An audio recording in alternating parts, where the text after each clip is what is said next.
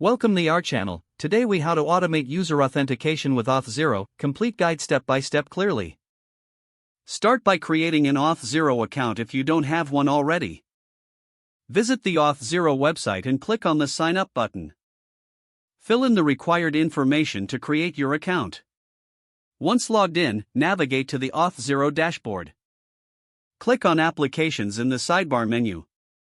Select Create Application to set up a new application. Choose the application type that suits your needs. For most cases, select Regular Web Applications.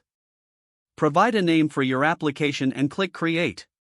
Once your application is created, take note of your domain, client ID, and client secret.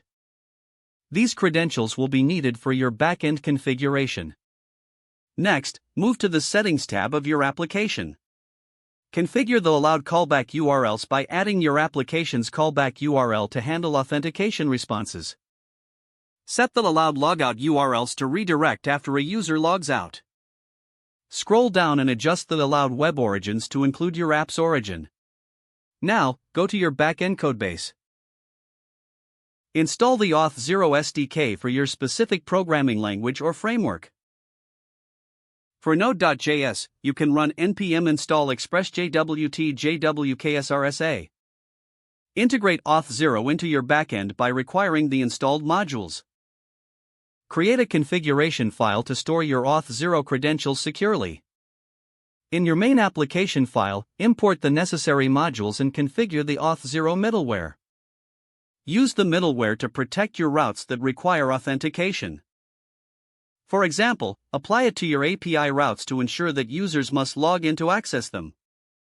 Next, set up user registration and login flows using Auth0's API.